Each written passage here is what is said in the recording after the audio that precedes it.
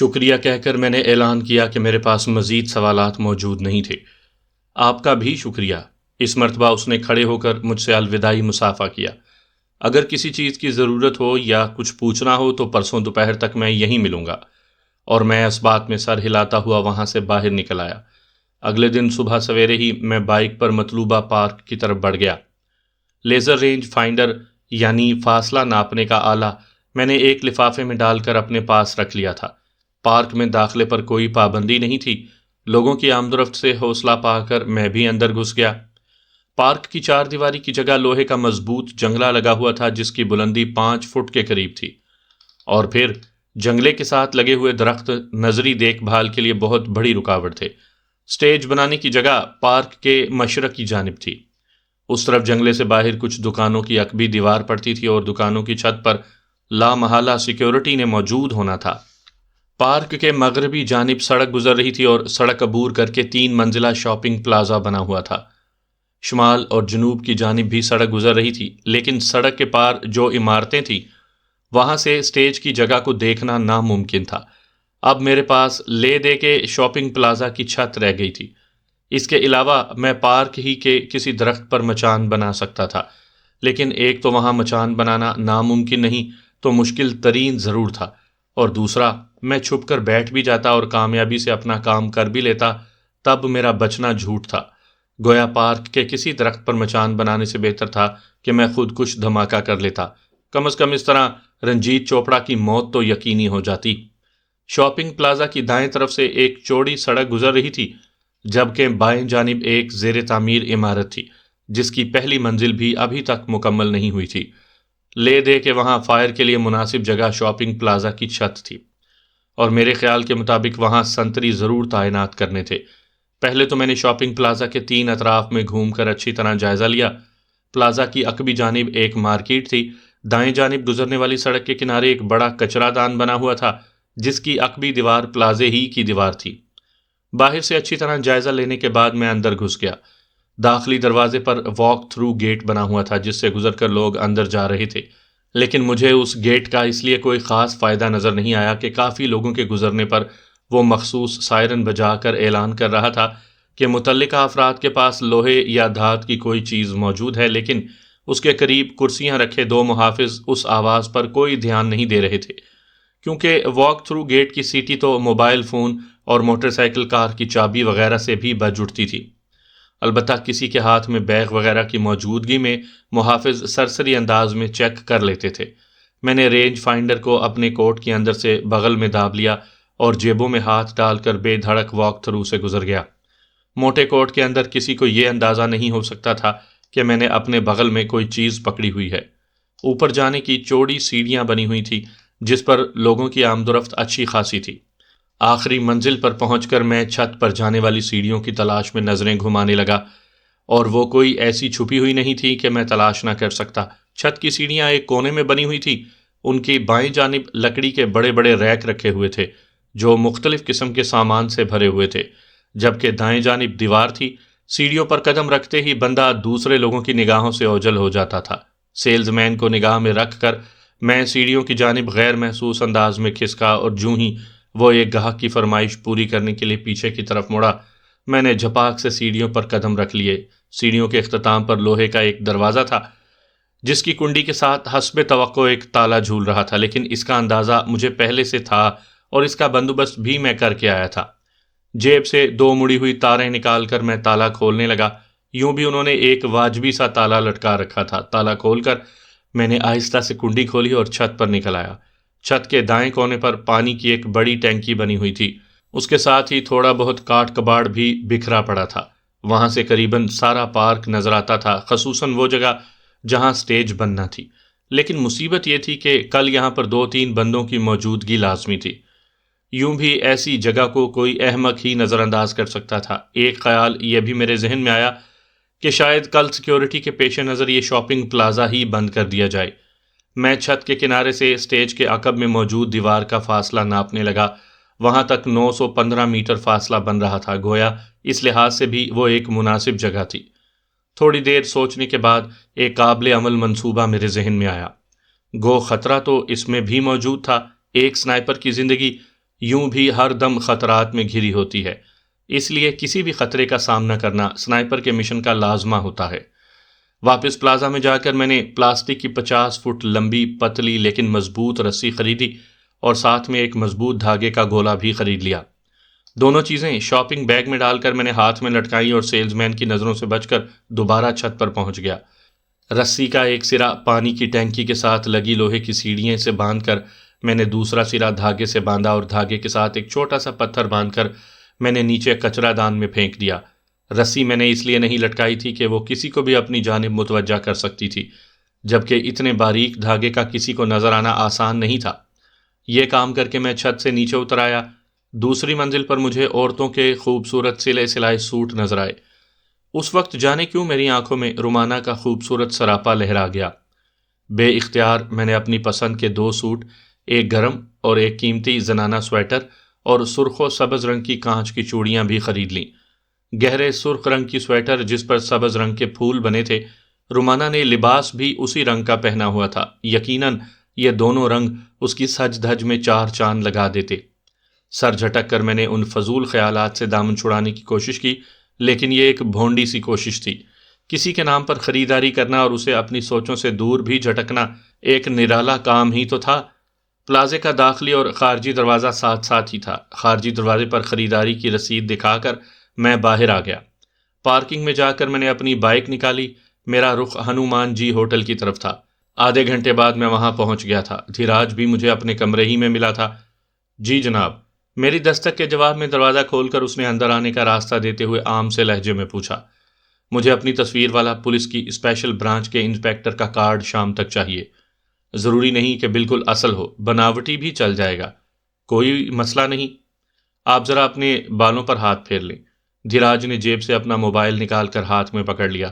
میں بالوں کو ہاتھوں سے کنگھی کر کے اس کی طرف متوجہ ہو گیا۔ تصویر نکال کر اس نے پوچھا، کچھ اور؟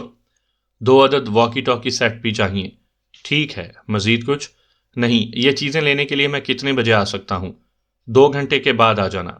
شکریہ کہہ کر میں وہاں سے نکل آیا۔ اپنے کوارٹر پر جا کر میں نے کپڑوں کے سوٹ اور سویٹر کو الماری میں رکھا اور اپنے منصوبے پر از سر نو غور کرنے لگا۔ اس منصوبے کو سوچتے سوچتے نہ جانے پھر کیسے رومانہ میرے خیالوں میں آدھم کی اور میں اس سادہ اور بھولی بھالی کشمیرن کے خیالات میں کھو گیا۔ ماہین کی بے وفائی کے بعد مجھے کسی ایسے ہی سہارے کی ضرورت تھی، اور جو پھپھی جان اور ابو جان کو میں سختی سے شادی کے بارے انکار کرایا تھا، اب پھر سے خود کو نئے رشتے پر آمادہ پا رہا تھا۔ خود رومانہ کے ساتھ بھی میرا رویہ کچھ زیادہ ہی خشک اور روکھا روکھا تھا، لیکن جو ہی اس کا ظاہری بدن میری آنکھوں سے اوجھل ہوا تھا، ایک دم ہی اس کی شخصیت کا ساحرانہ پن مجھے اپنی گرفت میں لینے لگا تھا۔ جھوٹے اجنبی، اس کی شوق آواز میرے کانوں میں پڑی اور میرے ہونٹوں پر مسکراہٹ دوڑ گئی۔ پتا ہے، اس کپڑے پر میں نے اپنے ہاتھوں سے بیل بوٹے کاڑے ہیں، اپنا نام بھی لکھا ہے۔ کھانا کھا کر اسے پھینک نہ دینا، شاید اسے دیکھ کر ہی کبھی میری یاد آ جایا کرے۔ میں اپنے سفری تھیلے سے کھانے والا کپڑا نکال کر دیکھنے لگا۔ اچانک میرے ذہن میں خیال آیا کہ ضروری تو نہیں تھا کہ میری واپسی اسی راستے سے ہو۔ شاید آدیت ورما نے میرے لیے کوئی دوسرا راستہ چنا ہو، اور ان حالات میں کسی سینئر کے احکامات پر عمل نہ کرنا خود کو موت کے منہ میں دینے کے مترادف تھا۔ کیا رومانہ کی وجہ سے میں دوبارہ سرحد عبور کرنے کی جرات کر سکوں گا؟ اپنی اس سوچ کا جواب نفی میں تھا، کیونکہ سرحد عبور کرنے کے لیے مجھے پاک آرمی کی اجازت درکار تھی، اور میرا کوئی بھی سینئر اس بات کی ہرگز اجازت نہ دیتا کہ میں ایک لڑکی کی خاطر انڈیا کی سرحد عبور کرتا۔ وہ میرے لیے کتنی ہی ضروری کیوں نہ ہوتی، میرے سینئرز کے لیے ایک عام لڑکی ہی تھی، مگر وہ میرے لیے کب اتنی ضروری ہوئی ہے؟ میں نے اپنی پاگل ہوتی ہوئی سوچوں سے پوچھا، اور جواب ڈھونڈنے کے لیے میرے دماغ نے ان لمحات کو میری نظروں کے سامنے لا پھینکا جو اس کی میت میں گزرے تھے۔ کیا اس کے کندن بدن کی جھلک نے مجھے اس کی ذات میں دلچسپی لینے پر مجبور کیا ہے؟ میری آنکھوں کے سامنے وہ منظر لہرا گیا جب وہ اپنا پھٹا گریبان لیے میرے سامنے بے پرواہی سے کھڑی تھی، لیکن میرے دل نے اس سوال کو درخور اعتنا نہ جانا۔ یقیناً یہ وجہ نہیں تھی، کیونکہ اسے اس حالت میں دیکھ کر نہ تو اس وقت میرے دماغ میں کوئی غلط خیال آیا تھا اور نہ ابھی آ رہا تھا۔ پھر میری خود احتسابی جاری رہی۔ اپنا خیال رکھنا میرے اجنبی، آپ کا مجھے ناپسندیدہ اجنبی سمجھ کر بھی تم کہہ کر مخاطب کرنا اس آپ سے کئی گنا زیادہ عزیز ہے۔ شاید میں آپ کی نفرت برداشت نہ کر پاؤں، اور یاد رکھنا میرا نام رومانہ ہے، رومانہ ہے۔ رومانہ ہے۔ میں بے اختیار اٹھ بیٹھا۔ ہاں ہاں یاد ہے کہ تم رومانہ ہو، میں خود کلامی کے انداز میں بڑبڑایا۔ ان خوشگوار یادوں سے پیچھا چھڑانے کے لیے میں اپنے منصوبے پر نظر ثانی کرنے لگا۔ گھڑی پر نگاہ دوڑانے پر مجھے 2 گھنٹے پورے ہوتے ہوئے نظر آئے۔ میں کوارٹر سے باہر نکل آیا۔ تھوڑی دیر بعد میں ہنومان ہوٹل کے کمرہ نمبر 27 میں داخل ہوا۔ دھیراج نے میری مطلوبہ چیزیں میری طرف بڑھا دیں، 2 واکی ٹاکی سیٹ اور میرا تعلق پولیس کی اسپیشل برانچ سے ظاہر کرنے والا کارڈ۔ اس پر میری تصویر بھی چسپاں تھی۔ کارڈ بنانے والے نے میرے کپڑوں والی تصویر کو وردی پہنا دی تھی، جس کے کندھوں پر انسپیکٹر رینک کے سٹار چمک رہے تھے۔ آج کل یوں بھی کمپیوٹر نے اس کام کو نہایت آسان کر دیا ہے۔ اب ایسا ہے کہ کل جوں ہی رنجیت چوپڑا کی تقریر شروع ہوتی ہے، آپ واکی ٹاکی کو آن کر کے عوامی پارک کے سامنے موجود پلازا کے پاس پہنچ جانا، اور میں اسے تفصیل سمجھانے لگا۔ ٹھیک ہے، میری بات ختم ہوتے ہی اس نے پرجوش انداز میں سر ہلا دیا تھا۔ وہاں سے میں نے مارکیٹ جا کر 50-60 فٹ مضبوط نائلون کی رسی خریدی اور واپس کوارٹر پر پہنچ گیا۔ شام تک کا وقت میں نے کوارٹر میں گزارا۔ شام کی اذان سن کر میں نے نماز پڑھی اور اللہ پاک سے اپنے مشن کی کامیابی کے لیے دعا کی۔ اس کے بعد گلیل سنائپر رائفل اور دوسرے ضروری سامان کو سفری بیگ میں ڈال کر میں دوبارہ کوارٹر سے باہر نکل آیا۔ شاپنگ پلازا رات کے 9 بجے بند ہوتا تھا۔ سب سے پہلے میں نے پلازے کے دائیں کونے میں موجود کچرا دان کے قریب جا کر موٹر سائیکل روکی۔ اس جگہ پر تقریباً اندھیرا چھایا ہوا تھا۔ مطلوبہ دھاگا ڈھونڈنے میں مجھے کوئی مسئلہ نہیں ہوا تھا۔ دھاگے سے پکڑ کر میں نے پلاسٹک کی رسی نیچے کھینچ لی۔ رسی کا سرا مضبوطی سے سفری بیگ کے ساتھ باندھ کر میں نے بیگ کو کچرے دان میں رکھا اور اوپر بھی تھوڑا بہت کچرا ڈال دیا۔ رات کے وقت یوں بھی کسی کی نظر اس طرف نہیں پڑنا تھی۔ اس سے فارغ ہو کر میں نے اپنی موٹر سائیکل شاپنگ پلازا کے سامنے بنی پارکنگ میں کھڑی کی اور اندر گھس گیا۔ صبح کے مقابلے میں رات کے اس وقت وہاں رش زیادہ تھا۔ مجھے چھت پر پہنچنے میں کوئی دقت نہیں ہوئی تھی۔ پہلی فرصت میں نے پلاسٹک کی رسی کی مدد سے اپنا بیگ اوپر کھینچا اور پلاسٹک کی رسی اور بیگ کاٹ کباڑ کے ڈھیر میں چھپا کر شاپنگ پلازا سے باہر نکل آیا۔ واکی ٹاکی میں نے اپنے پاس ہی رہنے دیا تھا۔ میرا اس دن کا کام ختم ہو گیا تھا۔ اگر اگلے دن شاپنگ پلازا نے بند بھی ہونا تھا تو یقیناً دوپہر کے بعد ہی ہوتا۔ ویسے امید یہی تھی کہ شاپنگ پلازا بند نہ ہوتا، کیونکہ رنجیت چوپڑا کوئی صدر یا وزیر اعظم نہیں تھا کہ اس کی سیکیورٹی اتنی زیادہ سخت رکھی جاتی۔ پلازے کی چھت پر 2-3 سنتری چھوڑ کر انہوں نے پارک گھیرنے پر زیادہ توجہ دینی تھی۔ سامعین کرام، آپ سن رہے ہیں ایک دلچسپ اردو جاسوسی کہانی جس کا نام ہے سنائپر۔ یہ اس سلسلے کی قسط نمبر 9 ہے۔ مجھے امید ہے آپ کو میری یہ کاوش پسند آ رہی ہوگی۔ آپ نے اگر ابھی تک میرا چینل کہانی گھر سبسکرائب نہیں کیا تو ابھی میرے چینل کو سبسکرائب کر کے بیل نوٹیفیکیشن آن کر لیجئے تاکہ آنے والی ہر نئی کہانی کی اطلاع بر وقت آپ تک پہنچ سکے۔ اگلے دن میں 8 بجے اپنے کوارٹر سے نکل آیا تھا۔ صبح ہی سے سٹیج بننا شروع ہو گیا تھا۔ اس کے ساتھ پارک کے داخلی دروازے پر بھی پولیس کے 2 سپاہی تعینات کر دیے گئے تھے۔ گو وہ سپاہی آنے جانے والوں سے کوئی خاص تعارض نہیں کر رہے تھے۔ اس کے باوجود میں نے پارک میں گھسنے کی ضرورت محسوس نہیں کی تھی۔ دوپہر کا کھانا شاپنگ پلازا کے عقبی سمت میں موجود ہوٹل میں کھا کر میں نے اسی ہوٹل کی پارکنگ میں اپنی موٹر سائیکل کھڑی کی اور 3 بجے کے قریب شاپنگ پلازا میں گھس گیا۔ ایک سیلز مین سے چمڑے کے مضبوط دستانے خریدتے ہوئے میں نے سرسری انداز میں پلازے کے بند ہونے کے بارے میں پوچھ لیا تھا۔ نہیں سر، ہمیں تو ایسے کوئی احکام موصول نہیں ہوئے، اس نے نفی میں سر ہلا دیا۔ 3:30 بجے مجھے پولیس کے 2 سپاہی سیڑھیوں سے چھت پر چڑھتے ہوئے دکھائی دیے۔ گویا میرا اندازہ درست تھا۔ 4 بجے کے قریب لاؤڈ سپیکر کی آواز وہاں آنے لگی تھی، لیکن وہ رنجیت چوپڑا نہیں تھا۔ کوئی دوسرا آدمی اس کی تعریف میں رتب اللسان تھا۔ 4:15 بجے وہ خود سٹیج پر پہنچا۔ اس کی آواز میں نے اس سے پہلے نہیں سنی تھی، لیکن اس کی باتوں سے اندازہ ہو گیا کہ وہی کمینہ ہے۔ بہت اچھا ساؤنڈ سسٹم لگایا گیا تھا کہ اس کی آواز شاپنگ پلازا کے اندر بھی نہایت واضح سنائی دے رہی تھی۔ اس کی تقریر شروع ہوتے ہی میں نے چھت کا رخ کیا۔ اس مرتبہ اوپر جاتے ہوئے میں نے سیلز مین کی نگاہوں سے بچنے کی کوشش نہیں کی تھی۔ جی سر، مجھے سیڑھیوں کی طرف قدم بڑھاتے دیکھ کر سیلز مین نے شائستہ لہجے میں پوچھا۔ انسپیکٹر ارجن سنگھ راٹھور۔ میں نے جیب سے سروس کارڈ نکال کر اس کی آنکھوں کے سامنے لہرایا اور اس کا جواب سنے بغیر سیڑھیاں چڑھنے لگا۔ پولیس کے دونوں سپاہی اکٹھے کھڑے زوروں شوروں سے کسی دوشیزہ کے لباس پر تبصرہ کر رہے تھے۔ میرے قدموں کی چاپ پر دونوں نے پیچھے مڑ کر دیکھا۔ یہاں پر تم 2 آدمی ہو بس؟ ان کے سوال کرنے سے پہلے میں نے سوال جڑ دیا۔ جی ہاں، لیکن آپ کون؟ ان میں سے ایک نے محتاط انداز میں میرا تعارف مانگا۔ اس کے سوال کو درخور اتنا نہ جانتے ہوئے میں نے واکی ٹاکی نکال کر پکارا، inspector Arjun for S P Suresh, over. Suresh for inspector Arjun, send your message, over. مجھے دھیراج کی آواز واضح سنائی دی۔ یہ دو چھوٹے چھوٹے فقرے ہی ان دونوں کو چوکنا کرنے کے لیے کافی تھے۔ سر، اسپیشل برانچ کے آدمی اب تک نہیں پہنچے اور میں یہاں اکیلا ہوں، اوور۔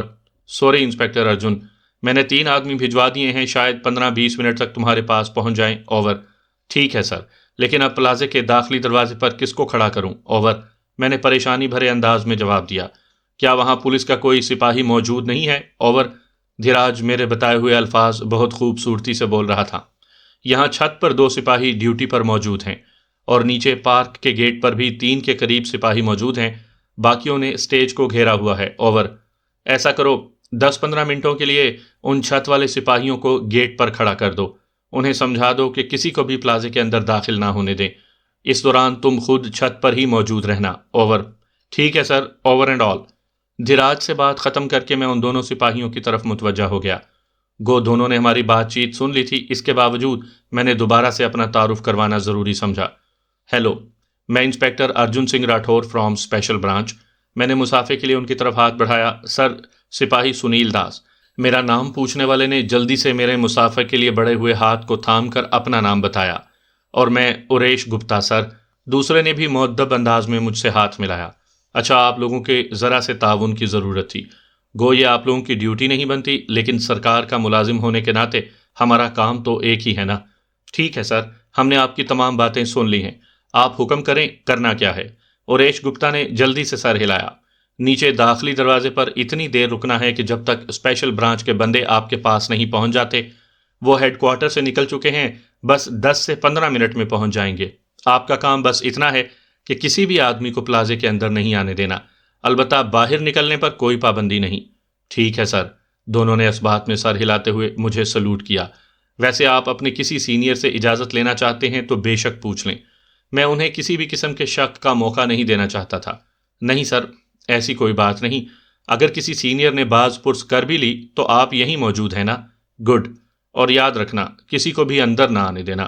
آپ بے فکر رہیں سر۔ وہ دونوں سیڑھیوں کی طرف بڑھ گئے۔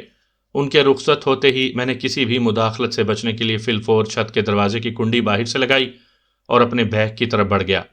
سب سے پہلے میں نے بیگ سے نائلون کی مضبوط رسی نکالی اور پانی کی ٹینکی کے ساتھ گڑی سیڑھی سے اس کا ایک سرا باندھ کر دوسرا سرا پلازے کی عقبی جانب لٹکا دیا۔ عقبی جانب دکانوں کی چھت پلازے کی دیوار سے متصل تھی۔ رسی چھت سے 7-8 فٹ اوپر ہی ختم ہو گئی تھی، لیکن میرے لیے اتنا ہی کافی تھا۔ اپنے فرار کا راستہ منتخب کرتے ہی میں نے جلدی جلدی گلیل رائفل کے پرزے جوڑے، اس کی مزل پر سائلنسر چڑھایا اور ایک مناسب جگہ پر رائفل کی 2 پائی منڈیر پر لگا دی۔ چھت کی منڈیر 3-4 فٹ اٹھی ہوئی تھی، اس لیے میں لیٹ کر فائر نہیں کر سکتا تھا۔ سٹیج کا فاصلہ ناپ کر میں نے ایلیویشن ڈرم کو مطلوبہ رینج کے مطابق گھمایا اور ٹیلی اسکوپ سائٹ سے رنجیت چوپڑا کے سر کا نشانہ لینے لگا۔ ہوا کی رفتار نہ ہونے کے برابر تھی اور سورج میری پشت پر تھا۔ یہ میرے لیے ایک بہترین صورتحال تھی۔ میں بھارت ماتا کا ادنا سا سیوک ہوں، ساری جنتا کا سیوک ہوں۔ اس کی بکواس جاری تھی اور میرے پاس اتنا وقت نہیں تھا کہ اسے بکواس کرنے کی زیادہ مہلت دیتا۔ سانس روک کر میں نے ٹریگر دبا دیا۔ ایک ہلکی سی ٹھک ہوئی اور وہ پیچھے کو گر گیا۔ ایک لمحے کے لیے تو کسی کی سمجھ میں بھی نہیں آیا کہ ہوا کیا ہے۔ اس کے بعد کوہرام مچ گیا تھا۔ ایک دم شور کی آواز اٹھی۔ میرے پاس وہ تماشا دیکھنے کا وقت نہیں تھا۔ میں نے فوراً نیچے بیٹھ کر رائفل کو کھولا۔ اس کام میں مجھے 1 منٹ سے زیادہ نہیں لگا تھا۔ رائفل کو بیگ میں رکھ کر میں بھاگتا ہوا پانی کی ٹینکی کے پاس پہنچا اور وہ بیگ نیچے کچرا دان میں پھینک دیا۔ کچرا دان کے ساتھ کھڑی چھوٹی سی وین میں دھیراج موجود تھا۔ میں خود جلدی سے پلازے کی عقبی جانب بڑھ گیا۔ چمڑے کے دستانے میں نے دوڑتے ہوئے ہاتھ میں ڈال لیے تھے۔ رسی کو پکڑ کر میں نے ہاتھ ہلکے سے ڈھیلے رکھے اور 3-4 سیکنڈ میں پلازے کی عقبی جانب موجود دکان کی چھت پر تھا۔ 2-3 چھتوں سے گزر کر میں ایک گلی میں اترا اور تیز قدموں سے ہوٹل کی جانب چل پڑا۔ گلی میں لوگوں کی آمد و رفت جاری تھی۔ مجھے چھت سے اترتے دیکھ کر 1-2-3 آدمیوں نے مجھے حیرانی بھری نظروں سے گھورا، لیکن میں ان کی نظروں کی پرواہ کیے بغیر چلتا رہا۔ ہوٹل کی پارکنگ میں داخل ہوتے وقت مجھے پولیس کی 2-3 جیپیں ہوٹل کے سامنے سے گزر کر پارک کی طرف جاتی ہوئی دکھائی دیں۔ اسی وقت ایک ایمبولنس بھی سائرن بجاتی ہوئی وہاں سے گزری۔ میں نے موٹر سائیکل کا ہینڈل لاک کھول کر ہیلمٹ سر پر رکھا اور اطمینان بھرے انداز میں موٹر سائیکل سٹارٹ کر کے وہاں سے باہر نکل آیا۔ کوارٹر پر پہنچتے ہی میں نے ٹی وی آن کر لیا۔ رنجیت چوپڑا کی ہلاکت کی بریکنگ نیوز بڑے زوروں شوروں سے چل رہی تھی۔ گولی اسے ماتھے میں لگی تھی، یوں بھی اس وقت کئی کیمرے اس کے چہرے کو فوکس کیے ہوئے تھے۔ گولی لگ کر پیچھے گرنے کا منظر نہایت صفائی سے فلم بند ہوا تھا۔ نیچے گرتے ہی اس کا ہاتھ پاؤں جھٹکتے ہوئے تڑپنا مجھے کافی سکون دے گیا تھا۔ اس کمینے کی وجہ سے جانے کتنے مظلوم اور بے قصور یوں ہی تڑپے تھے۔ یہ منظر مختلف چینلز پر بار بار دکھایا جا رہا تھا، البتہ اس کی لاش کی فوٹو نہیں دکھائی جا رہی تھی۔ ایک اینکر بڑے سخت الفاظ میں اس کارروائی کو کسی پاکستانی دہشت گرد سے منسوب کر رہا تھا، اور یہ کوئی ایسا غلط بھی نہیں تھا۔ اس کی بات کا لب لباب یہی تھا کہ پاکستانی حکومت نے رنجیت چوپڑا پر خواہ بم دھماکے میں ملوث ہونے کا الزام لگایا، اور اب اس خود ساختہ الزام کو سچا ثابت کرنے کے لیے دہشت گردی کی یہ کارروائی عمل میں لائی گئی۔ رات 8 بجے کی خبروں میں پولیس کی بے مثال کارکردگی پر روشنی ڈالی گئی۔ انہیں وہ رسی وغیرہ مل گئی تھی، گلیل کا فائر شدہ کیس بھی انہیں مل گیا تھا۔ یقیناً وہاں ڈیوٹی پر موجود دونوں سپاہی زیر عتاب آ گئے ہوں گے۔ اگلے دن کی خبروں میں دونوں سپاہیوں کی کہانی تک بھی کسی تیز ترار رپورٹر نے رسائی کر لی تھی۔ اسپیشل برانچ کے انسپکٹر ارجن سنگھ راٹھور کی تلاش بڑی تندہی سے جاری تھی۔ میرا حلیہ بھی تفصیل سے بتایا جا رہا تھا۔ چھوٹی چھوٹی داڑھی، درمیانے قد، کالے گھنے بال، عمر 22 سے 25 سال کے درمیان، سڈول جسم، گندمی رنگت، اٹھی ہوئی ستواں ناک، باریک مونچھیں، چوڑی پیشانی وغیرہ وغیرہ۔ میرے پہنے ہوئے لباس کو بھی انہوں نے تفصیل سے بیان کیا تھا۔ اپنے حلیے کا سن کر مجھے کافی دلچسپ لگا تھا۔ شام تک ہاتھ سے بنی ہوئی میری ایک تصویر بھی جاری کر دی گئی تھی، اور وہ تصویر قریباً 90% مجھ سے مماثلت رکھتی تھی۔ میں نے دیر کیے بغیر سب سے پہلے تو اپنی داڑھی مونچھیں صاف کیں، اپنا لباس اتار کر ایک شاپر میں ڈالا، اور شام کو کھانے کے لیے جاتے وقت ان کپڑوں پر پٹرول چھڑک کے وہ ساتھ لے گیا۔ راستے میں کچرا دان بھی موجود تھا۔ گلی کے خالی ہونے کا یقین کر کے میں نے شاپر کو کچرا دان میں پھینک کر تیلی دکھا دی۔ پیٹرول نے آگ پکڑنے میں دیر نہیں لگائی تھی۔ میں تیزی سے ہوٹل کی جانب بڑھ گیا۔ واپسی پر کوارٹر کا دروازہ کھولتے ہی مجھے ایک سفید لفافے میں بند ایک خط زمین پر پڑا دکھائی دیا۔ دروازہ کنڈی کر کے میں نے اسے اٹھا لیا۔ شاباش، آپ تو بہت اچھے قلم کار ہیں، اتنی مہارت سے کم لکھاری ہی قلم چلاتے ہوں گے۔ بہرحال فی الحال آپ آرام کریں، افسانے کی اشاعت کے بارے آپ کو جلد ہی مطلع کر دیا جائے گا۔ اس خط کے بعد 10 دن تک مجھے وہیں آرام کرنا پڑا۔ رنجیت چوپڑا کی ہلاکت چند دن سے زیادہ خبروں میں نہیں ٹک پائی تھی۔ آج کی عوام ہر آن نئی خبروں کی متلاشی رہتی ہے۔ جلد ہی کئی قسم کی بریکنگ نیوز نے اس خبر کو نیچے دبا دیا تھا۔ ہفتہ بھر خبریں پڑھنے والے 1-2 لائن رنجیت کے قاتل کے بارے پڑھ دیتے، بعد میں وہ بھی ختم ہو گیا۔ البتہ اس بارے 2-3 خصوصی پروگرام ضرور چلائے گئے، جس میں بیٹھے تبصرہ نگاروں نے پاکستان کے بارے خوب ہرزہ سرائی کی۔ 11ویں دن میں دھیراج وادھا کے سامنے ہنومان جی ہوٹل کے اسی کمرے میں موجود تھا۔ سرسری لہجے میں میرے کام کی تعریف کرتے ہوئے اس نے مجھے تھوڑی سی رقم پکڑائی اور واپس جانے کا مزدہ سنایا۔ واپس جانے کے لیے راستے کا انتخاب میری ثواب دید پر چھوڑ دیا گیا تھا، اور یہ اجازت ملتے ہی میری آنکھوں کے سامنے رومانہ کا معصوم چہرہ گھوم گیا۔ جھوٹے اجنبی، کیا اسی راستے سے واپس آؤ گے؟ اس کا معصومیت بھرا شوق فکرہ میرے کانوں میں گونجا، اور میرے ہونٹوں پر مسکراہٹ بکھر گئی۔ کسی چیز کی ضرورت ہو تو بتا سکتے ہو، دھیراج مجھ سے پوچھ رہا تھا۔ شکریہ۔ اس سے الوداعی مصافحہ کر کے میں جانے کے ارادے سے کھڑا ہو گیا۔ ویسے اگر آپ مزید یہاں رہنا چاہیں تو ممانعت کوئی نہیں۔ میری میت میں اس نے بھی نشست چھوڑ دی تھی۔ قید میں کون رہنا چاہتا ہے مہاراج؟ میں مزاحیہ انداز اپناتے ہوئے آہستہ سے ہنسا۔ وہ بھی مسکرا دیا۔ واپسی کا راستہ مجھے ازبر تھا۔ کوارٹر کو تالا لگا کر میں نے چابی دھیراج کی بتائی ہوئی مخصوص جگہ پر رکھی اور بس اڈے کی جانب روانہ ہو گیا۔ جلندھر جانے والی بس مجھے بڑی آسانی سے مل گئی تھی۔ شام تک میں جلندھر پہنچ گیا۔ رات کو ایک ہوٹل میں کمرہ لے کر میں نے آرام کیا اور اگلے دن صبح دمبا جانے والی ویگن پر بیٹھ گیا۔ رات کو 8-9 بجے تک میں اوڑی شہر پہنچ گیا تھا۔ امبالہ میں مجھے تقریباً 20 دن لگ گئے تھے۔ فروری کا مہینہ اختتام پذیر ہو گیا تھا۔ میں نے اسپورٹس شوز ہی میں آگے جانے کا فیصلہ کیا، کیونکہ اب برف تقریباً ختم ہو چکی تھی۔ بس بلند و بالا چوٹیوں پر یا ایک ایسے کونے خدروں میں جہاں سورج کی روشنی نہیں پڑتی تھوڑی بہت برف نظر آ جاتی تھی۔ زیادہ تر راستے صاف تھے، اور پھر مجھے مسلسل چڑھائی بھی تو چڑھنا تھی۔ نیچے اترتے وقت تو آدمی آسانی سے اتر سکتا ہے، چڑھائی چڑھنے کے لیے کافی زور لگتا ہے۔ اپنا سفری تھیلا پشت پر لٹکا کر میں چل پڑا۔ آتے وقت مجھے اس راستے پر سفر کرنا محسوس ہی نہیں ہوا تھا، لیکن واپسی کے لیے مسلسل چڑھائی چڑھنا بہت مشکل تھا۔ رومانہ کے گاؤں سے اوڑی شہر تک مجھے پوری رات لگ گئی تھی۔ لیکن اب یقیناً میں ایک رات میں نہیں پہنچ سکتا تھا۔ یہی سوچ کر میں نے قدموں کی رفتار ہلکی رکھی تھی۔ گو میرا دل چاہ رہا تھا کہ اڑ کر رومانہ کے پاس پہنچ جاؤں۔ اس کے لیے خریدی ہوئی سویٹر اور کپڑوں کے 2 سوٹ میرے سفری جھولے میں موجود تھے۔ مجھے یقین تھا کہ اپنے جھوٹے اجنبی کے یہ تحائف اسے ضرور پسند آنے تھے۔ صبح ہونے کے قریب میں بمشکل اس جگہ تک پہنچا تھا جہاں میں نے آتے وقت کھانا کھایا تھا۔ وہ جگہ دن گزارنے کے لیے بہترین تھی۔ کھانے کے لیے میرے پاس بسکٹس اور خشک میوہ موجود تھا۔ پیٹ بھر کر میں سونے کی کوشش کرنے لگا۔ اپنے جسم پر میں نے گرم چادر لپیٹ لی تھی، لیکن سردی کی وجہ سے مجھے نیند نہ آ سکی۔ مجبوراً میں گھٹنوں میں سر دے کر اونگنے لگا۔ آگ میں نے جان بوجھ کر نہیں جلائی تھی کہ ہلکا سا خطرہ مول لینا بھی مجھے گوارا نہیں تھا۔ اگر وہاں میری موجودگی کی ذرا سی بھی بھنک انڈین آرمی کو پڑ جاتی تو میرے لیے کافی مشکلات کھڑی ہو جاتی۔ گو مجھے خطروں کی اتنی پرواہ نہیں تھی، لیکن ایسی صورت میں شاید میرا رومانہ سے ملنا بھی کھٹائی میں پڑ جاتا، جو مجھے کسی صورت گوارا نہیں تھا۔ دھوپ چڑھنے پر مجھے نیند آ گئی۔ میری آنکھ ہلکی سی آواز سے کھلی۔ وہ ایک لومڑ تھا۔ میرے بدن میں حرکت ہوتے دیکھ کر وہ بھاگ کھڑا ہوا۔ سورج کا سفر جاری تھا۔ اندھیرا ہوتے ہی میں وہاں سے چل پڑا۔ اس مرتبہ میرے سفر کا اختتام اسی جگہ پر ہوا جہاں میری رومانہ سے ملاقات ہوئی تھی۔ ان جھاڑیوں میں اب تک وہ مچان بنی ہوئی تھی۔ میں نے بے دھڑک ٹارچ روشن کر کے مچان کا جائزہ لیا، کیونکہ اتنے گھنے جنگل میں اول تو ٹارچ کی روشنی کے دور سے دیکھے جانے کا خطرہ کم تھا، اگر کوئی دیکھ بھی لیتا تب بھی گاؤں کے قریب تھا اور گاؤں کے لوگوں کا وہاں آنا جانا لازماً رہتا ہوگا۔ یوں بھی صبح صادق طلوع ہو چکی تھی۔ میں چادر اوڑھ کر مچان میں بیٹھ گیا۔ سورج نکلنے تک میں سردی کی وجہ سے نہیں لیٹ سکا تھا، اور سورج نکلنے کے بعد کسی کو دیکھنے کی چاہت میں آنکھیں بند نہیں کر پایا تھا۔ وقت تھا کہ گزرنے کا نام ہی نہیں لے رہا تھا۔ انتظار ہمیشہ انسان کو کوفت میں مبتلا کر دیتا ہے۔ میں بھی بے چین ہونے کے ساتھ ساتھ سخت بوریت محسوس کر رہا تھا۔ میرا دل کر رہا تھا کہ بس جلدی سے رومانہ آ جائے، اور پھر وہ آ گئی۔ میرے کانوں میں ہلکی سی گنگناہٹ پڑی۔ رومانہ نے چند بکریوں کے گلے میں چھوٹی چھوٹی گھنٹیاں لٹکائی ہوئی تھیں۔ ان کے بجنے کی آواز سنتے ہی میرے دل کی دھڑکن تیز ہو گئی۔ پہلی بکری جس پر میری نظر پڑی وہ وہی تھی جس کا دودھ نکال کر رومانہ نے میرے لیے چائے بنائی تھی۔ میں پر اشتیاق نگاہوں سے اس کی جانب دیکھتا رہا۔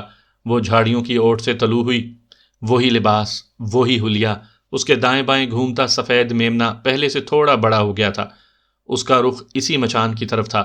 مجھے خاصی حیرانی ہوئی کہ وہ دائیں بائیں توجہ دیے بغیر یوں مچان کی طرف کیوں بڑھتی چلی آ رہی تھی۔ اسے اپنی طرف آتے دیکھ کر میں بھی مچان سے باہر نکل آیا۔ رنجیت چوپڑا کو قتل کرنے کے اگلے دن میں نے کلین شیو کروا لی تھی، لیکن اس بات کو بھی قریباً 2 ہفتے ہونے والے تھے۔ میری داڑھی اب قریباً اتنی ہی ہو گئی تھی جتنی کہ پہلے تھی۔ جھاڑیوں کے ہلنے پر وہ ٹھٹک کر رکی اور اس کی آنکھوں میں پر اشتیاق حیرانی تھی۔ جو ہی میں مچان سے نکل کر سیدھا کھڑا ہوا، اس نے ہاتھ میں پکڑا ڈنڈا پھینکا اور اتنی تیزی سے میری جانب بڑھی کہ مجھے سنبھلنے کا موقع ہی نہیں دیا۔ اگلے لمحے وہ مجھ سے لپٹ چکی تھی۔ میرے اجنبی، اس کی کومل آواز نے میرے کانوں میں رس انڈیلا۔ اتنی دیر کر دی؟ اس نے میری چھاتی پر سر رکھ دیا۔ میں کوشش کے باوجود اپنی باہوں کو اس کے گرد گھیرا ڈالنے سے روک نہیں سکا تھا۔ جانے کتنی دیر ہمیں اس حالت میں گزر گئی، میرا دل ہی سیر نہیں ہو رہا تھا۔ یقیناً یہی حالت اس کی تھی کہ وہ بھی علیحدہ ہونے کو تیار نہیں تھی۔ پہلے فکرے کے بعد اس نے اپنے ہونٹوں سے ایک لفظ بھی نہیں نکالا تھا۔ میری زبان بھی گونگ ہو گئی تھی۔ کافی دیر کے بعد اس کی سریلی آواز نے ایک بار پھر میرے کانوں میں جل ترنگ بجائے۔ مجھے یقین تھا کہ آپ اسی راستے سے لوٹیں گے۔ یقین کی وجہ؟ میں نے دایاں ہاتھ اس کی ٹھوڑی کے نیچے رکھ کر اس کا چہرہ اوپر کیا۔ اس نے پلکوں کی چلمن اٹھا کر اپنی ساحرانہ آنکھوں سے مجھے مسحور کرنے کی کامیاب کوشش کرتے ہوئے جواب دیا، کیونکہ میں روزانہ خواب میں تمہیں لوٹتے دیکھا کرتی تھی۔ میں ہنسا۔ اچھا، خواب بھی دیکھتی ہو؟ ہاں، بہت زیادہ، لیکن صرف اپنے اجنبی کے۔ اس نے دوبارہ اپنا سر میری چھاتی پر دھر دیا۔ شاید اس کا علیحدہ ہونے کا کوئی ارادہ نہیں تھا۔ کیوں، تمہارے اجنبی میں ایسے کون سے سرخاب کے پر لگے ہیں؟ میں نے اسے چھیڑا۔ پتہ نہیں، وہ بھول پن سے بولی۔ اچھا، پتہ ہے میں تمہارے لیے تحفہ لے کر آیا ہوں؟ صحیح کہا، آپ میرے لیے قدرت کا ایک عظیم تحفہ ہی تو ہیں۔ میں تمہارے لیے چوڑیاں لے کر آیا ہوں۔ میں نے اس کے کان سے منہ لگایا۔ یہ بات میں اپنا منہ اس کے کان سے لگائے بغیر بھی کہہ سکتا تھا، لیکن پھر میرے ہونٹوں کو وہ حلاوت تو نصیب نہ ہوتی جو اس طرح کہنے میں ہوئی تھی۔ سچ میں؟ اس نے خوشی سے بھرپور آواز میں پوچھا۔ کیوں، تم مجھے جھوٹا سمجھتی ہو؟ میری بات پر پورا جنگل گنگنا اٹھا تھا، یا شاید صرف وہ ہنسی تھی اور مجھے یوں ہی محسوس ہوا تھا۔ ٹھیک ہے، سمجھ میں آ گیا، کہنے کی ضرورت نہیں۔ اس کی معنی خیز ہنسی کے جواب میں جلدی سے بولا، ویسے چوڑیاں دکھا کر آپ مجھے غلط بھی تو ثابت کر سکتے ہیں۔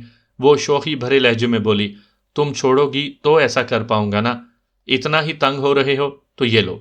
مجھے اپنی گرفت سے آزاد کرتے ہوئے وہ منہ بنا کر پیچھے ہٹی۔ مجھے لگا کہ میں نے خود اپنے پاؤں پر کلہاڑی مار دی ہے، لیکن پھر میں نے خود میں اتنی ہمت مفقود پائی کہ اسے دوبارہ تھام لوں۔ مچان میں پڑا سفری تھیلا اٹھا کر میں نے رومانہ کے لیے لائے ہوئے تحائف باہر نکال لیے، کپڑوں کے 2 جوڑے، سویٹر اور چوڑیاں، تمام چیزیں دیکھتے ہی وہ خوشی سے کھل اٹھی تھی۔ اب بتاؤ جھوٹا ہوں یا سچا؟ جھوٹا، اس نے شوخ مسکراہٹ میری جانب اچھالی۔ کہا تھا کہ چوڑیاں لایا ہوں اور اس کے ساتھ کپڑے اور سویٹر بھی تو ہے نا؟ پسند آئے؟ میری بات کا جواب دیے بغیر وہ ایک قمیض کو اپنے سامنے لٹکا کر پوچھنے لگی، کیسی لگ رہی ہوں؟ میں بے اختیار بولا، تمہیں خوبصورت لگنے کے لیے کسی سجاوٹ کی ضرورت نہیں۔ آپ کو کیسے پتا چلا کہ مجھے یہ دونوں رنگ پسند ہیں؟ ایک قمیض لپیٹ کر پتھر پر رکھتے ہوئے اس نے دوسری قمیض اپنے سامنے پھیلا لی۔ پتہ نہیں، میں نے نفی میں سر ہلایا۔ اچھا مجھے چوڑیاں پہناؤ نا۔ اس نے اپنی ریشمی کلائیاں میرے سامنے پکڑی۔ میں اسے ساتھ لیے نیچے بیٹھ گیا۔ اس کے ملائم اور لچکدار ہاتھوں میں تمام چوڑیاں آسانی سے پھسل کر داخل ہو گئیں۔ چوڑیاں پہن کر اس نے اپنی دونوں کوہنیاں گھٹنوں پر ٹیکیں اور کلائیاں نیچے لٹکا کر مسرت بھری نظروں سے چوڑیوں کو دیکھنے لگی۔ گاہے گاہے وہ اپنے شوخ نظر مجھ پر بھی ڈال لیتی۔ ہنسی اس کے ہونٹوں سے چپکی ہوئی تھی۔ ایک بات کہوں؟ اسے کچھ بولتے نہ دیکھ کر میں اسے اپنی جانب متوجہ کرنے لگا۔ کب سے آپ کے کچھ کہنے کی منتظر ہوں، چاہت بھرے لہجے میں کہہ کر وہ سویٹر پہننے لگی۔ مجھے تمہارا نام بھی یاد ہے اور میں نے تمہارا کھانا باندھنے والا کپڑا ابھی تک سنبھال کر رکھا ہے۔ ہاں ہاں، اس نے کہا لگایا۔ میں مبہوت ہو کر اسے دیکھنے لگا۔ وہ شرما کر نیچے دیکھتے ہوئے بولی، پتہ ہے میں روزانہ جنگل میں آتے ہی سب سے پہلے مچان میں جھانکتی تھی کہ کہیں آپ لوٹ ہی نہ آئے ہوں۔ مجھے اس کی بات پر ذرا بھی شبہ نہ ہوا، کیونکہ آج بھی وہ سیدھا مچان ہی کی طرف آئی تھی۔ روما، میں تم سے شادی کے لیے لوٹا ہوں۔ میں زیادہ دیر اس خواہش کو اپنے دل میں نہیں دبا سکا تھا۔ وہ کھسک کر قریب ہوئی اور میرے کندھے پر سر رکھ دیا۔ کچھ نہ کہتے ہوئے بھی اس نے خوبصورت طریقے سے اپنی رضامندی مجھ تک پہنچا دی تھی، اور یقیناً یہ طریقہ الفاظ کے استعمال سے زیادہ مجھے اچھا لگا تھا۔ روما، پتہ ہے میں ایک فوجی ہوں۔ انڈیا میں ایک ایسے دہشت گرد کو ٹھکانے لگانے گیا تھا جو پاکستان میں 2 دفعہ بم دھماکے کروا کر درجنوں بے قصور اور معصوم لوگوں کی موت کی وجہ بنا تھا۔ اور یاد رکھنا، میرے آنے والی زندگی میں بھی ایسے کئی مشن آئیں گے۔ کیا تمہیں ایسا آدمی قبول ہے جس کی جان ہمیشہ خطرے میں رہتی ہو؟ اس نے میرا ہاتھ پکڑ کر اپنے ہونٹوں سے لگاتے ہوئے کہا، میں پہلے سے جانتی ہوں کہ آپ کیا ہیں۔ میں نے اپنے دونوں ہاتھوں کے درمیان میں اس کا ملائم ہاتھ تھاما۔ یوں لگ رہا تھا میں نے گلاب کی بہت ساری پتیاں ہاتھ میں پکڑ لی ہوں۔ اس کا مطلب ہے مجھے آج ہی تمہارے ابو جان سے بات کرنا پڑے گی۔ نہیں نہیں، وہ ہکلاتے ہوئے بولی، میں سپہر کو بکریاں گھر چھوڑ کر تمہارے لیے کھانا لے کر آؤں گی اور یہاں سے اکٹھے نکل چلیں گے۔ مجھے اس کی گھبراہٹ پر اچنبھا ہوا تھا۔ کیسی بات کر رہی ہو روما؟ تمہارے والد کی اجازت کے بغیر ایسا کرنا ٹھیک نہیں ہوگا۔ میں نے اس کی گھنی سیاہ زلفوں کو دوپٹے کی قید سے آزاد کیا اور اپنی انگلیاں ان میں پھیرنے لگا۔ وہ گویا ریشم کے تار ہی تو تھے، نرم، چمکیلے، خوشبودار۔ اگر اس نے انکار کر دیا؟ انکار کیوں کرے گا؟ میں اس کی منت کر کے اسے منا لوں گا، اس کے پاؤں پڑ جاؤں گا، اس کا ہر مطالبہ پورا کروں گا۔ اور مجھے یقین ہے کہ ایک سچا کشمیری پاک آرمی کے جوان کو اپنی بیٹی کا رشتہ دینے سے انکار نہیں کر سکتا۔ کیوں نہیں کر سکتا؟ آپ کچھ بھی تو نہیں جانتے میرے بھولے بھالے اجنبی۔ اپنا ہاتھ میری گرفت سے چھڑاتے ہوئے وہ دونوں ہاتھوں کو اضطراری انداز میں مروڑنے لگی۔ اچھا، میں وعدہ کرتا ہوں کہ اگر وہ کسی بھی صورت نہ مانے تو میں تمہیں یوں ہی لے جاؤں گا، لیکن ایک بار ان سے بات کرنا ضروری ہے۔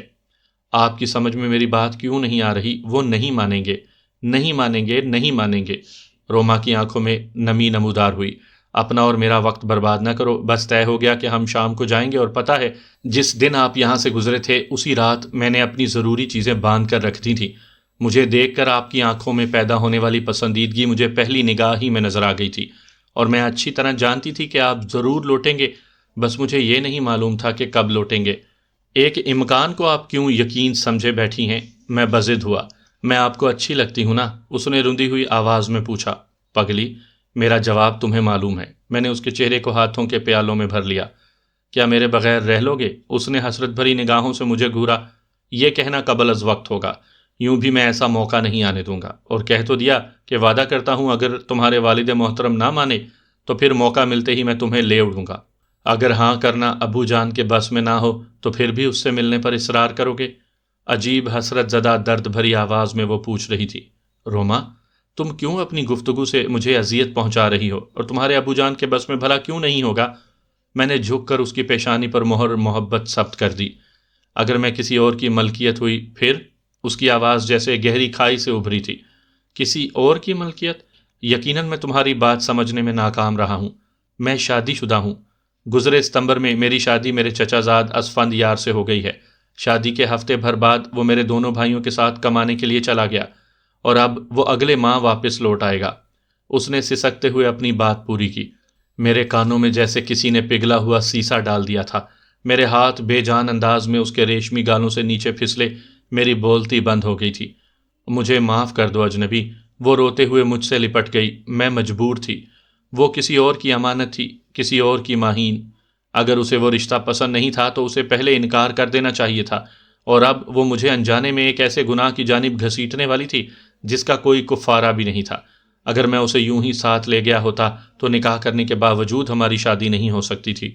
وہ کسی اور کی منکوحہ تھی۔ اس سے طلاق لیے بغیر بھلا وہ میرے آنگن میں کیسے روشنی پھیلا سکتی تھی؟ میں جھرجھری لے کر ایک دم ہوش میں آیا اور اسے خود سے دور جھٹک دیا۔ تم عورتیں ہوتے ہی قابل نفرت ہو۔ تمہاری جنس ہے ہی مکاری اور دھوکے کی علامت۔ کیا تم مجھے پہلے یہ بات نہیں بتا سکتی تھی؟ اور اگر تمہیں اپنا چچا زاد پسند نہیں تھا تو اس سے شادی کے لیے کیوں حامی بھری؟ کیوں نکاح کے وقت قبول کہا؟ کیوں ڈولی میں بیٹھ کر اس کے گھر گئیں؟ کیوں؟ میرے ہونٹوں سے وحشت زدہ آواز برآمد ہوئی، وہ جیسے کراہی، کیونکہ اس وقت تک مجھے آپ نہیں ملے تھے، اور جب مجھ سے بھی خوبصورت مل جائے گا پھر؟ میں نے طنزیہ انداز میں کہتے ہوئے اسے متون کیا۔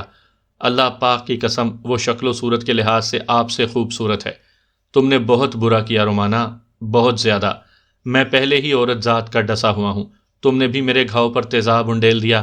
مجھے نفرت ہے تم سے اور ہر عورت سے۔ یہ کہتے ہی میں وہاں سے چل پڑا۔ اپنا تھیلا اٹھانا بھی مجھے یاد نہیں رہا تھا۔ اجنبی میں مر جاؤں گی۔ وہ روتے ہوئے میرے پیچھے سے آ کر مجھے لپٹ گئی۔ یوں خفا ہو کر نہ جاؤ، لوٹ آنے کا وعدہ کر کے جاؤ، میں اس سے طلاق لے لوں گی۔ میں نے پیچھے مڑ کر اس کی گرفت سے خود کو چھڑایا اور اس کے ساتھ ہی میرا ہاتھ گھوما۔ چٹاخ کی آواز کے ساتھ اس کے پھول سے گال پر میرا تھپڑ پڑا۔ وہ نیچے گر گئی تھی۔ مجھے یوں لگا وہ تھپڑ میرے دل پر پڑا ہو۔ میں اندھا دھند بھاگ کھڑا ہوا۔ مجھے یہ بھی معلوم نہیں تھا کہ میرا رخ کس جانب ہے۔ میرے دماغ میں تو بس رومانا کی باتیں ہتھوڑے کی طرح لگ رہی تھیں۔ میں شادی شدہ ہوں۔ گزرے ستمبر میں میری شادی میرے چچا زاد سے ہو گئی تھی۔ میں شادی شدہ ہوں۔ میں بھاگتا رہا، ناہموار زمین پر، جھاڑیوں اور درختوں سے بھری ہوئی ڈھلوان پر، جا بجا بکھرے ہوئے پتھروں اور کنکروں پر۔ پتہ نہیں مجھے بھاگتے ہوئے کتنا وقت بیت گیا تھا۔ شاید پوری صدی بیت گئی تھی، یا شاید میں نے اسی وقت دوڑنا شروع کیا تھا۔ اچانک مجھے ٹھوکر لگی۔ میں اوندھے منہ گرا اور نیچے لڑکتا چلا گیا۔ وہ ڈھلان کافی نیچے جا رہی تھی، لیکن مجھے ایک بڑی چٹان نے مزید نیچے جانے سے روکا، اور میں وہیں اوندھے منہ لیٹ کر گہرے گہرے سانس لینے لگا۔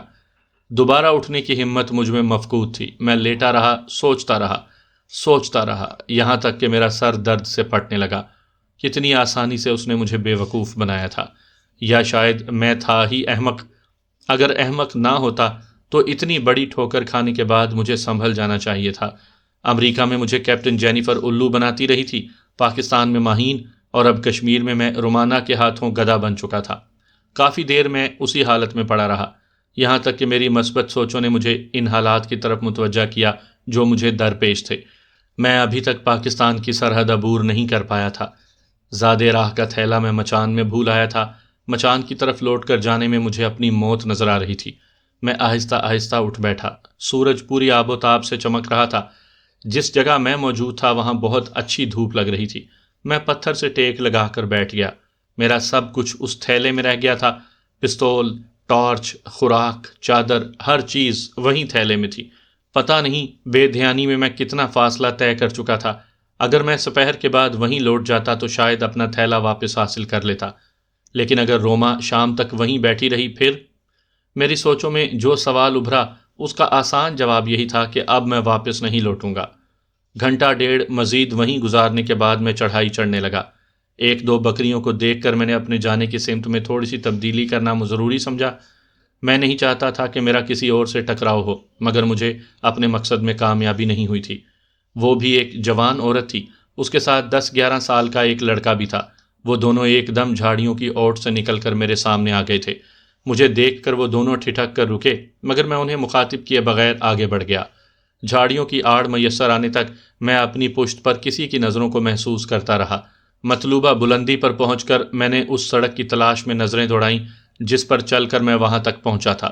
اسی سڑک سے میں اپنی سمت درست رکھ سکتا تھا۔ مجھے وہ سڑک تلاش کرنے میں کوئی دقت نہیں ہوئی تھی۔ میں اسی جانب چل پڑا۔